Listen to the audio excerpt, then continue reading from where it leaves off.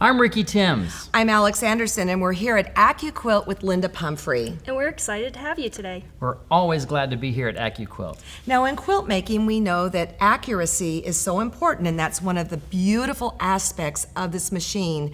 But with accuracy, you need to understand fabric.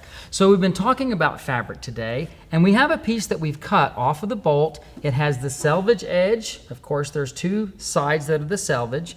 And when we open this up, on this particular piece, it looks long, but in reality, this is the width of the fabric. Or also known as cross grain. Cross grain. The length of the fabric is what has been cut, and it's the length of the yardage that you are purchasing for your fabric. So your length could be shorter than the width of the fabric. Or longer, depending how much money's in your pocket. Absolutely, either way.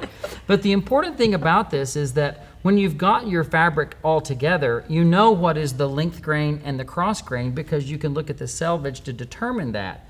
But when you end up with a piece of fabric that suddenly it's come from your scrap bag and it doesn't have a length or a cross, then it's important to be able to determine those two things. Well, why do you even care?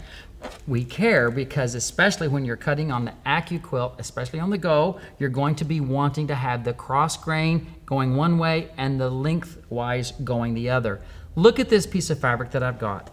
First of all, most people know that the bias is very stretchy. It's amazingly stretchy, okay? It's like a spring. But the length grain, and I don't know yet, I'm gonna test. Okay, that feels kind of strong to me, pulling right across there.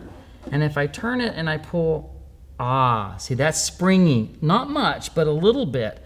I know this is cross grain and this is length grain. So the length grain has very little stretch. It's very strong. It does not stretch very much. Linda, tell us why finding the length is important for using the cutter. On the cutter, you always want the lengthwise grain to go the length of the cutter.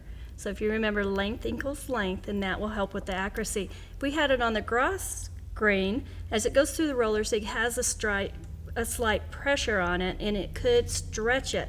And if we're doing a square, if it gets stretched, then when it shrinks back to its normal shape, it'll be just a tad short, and we want to be accurate. Okay, let's take a look at that die and tell us why it's on crooked. It's on there crooked. Tell us why that is happening. And we do that for a reason. If they were straight on the die, when it went up to the roller, that blade would be equal or horizontal with the roller here, and the roller would want to jump over it, just like a car when it hits a speed bump. It wants to kind of jump over.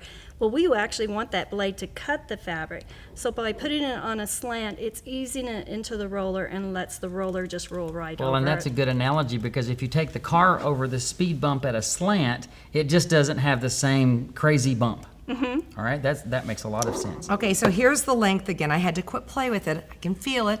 This is length, little stretch, okay? So we want to put the lengthwise on the shape, and we're going to cut the square here, but we also want to make sure our straighter grain is equal with the shape, not the board. So what I like to do is just put my edge of the fabric along the shape that I'm cutting, and then I'm just going to ease it over so it's slightly over the blades, and then roll it through the system that way. So in most cases, when you put the fabric on the board, it's going to be at an angle, even if it's a slight angle. Right, it's going to be at the angle compared to the shape, not straight with the edge of the board. That's good information. It's super important information.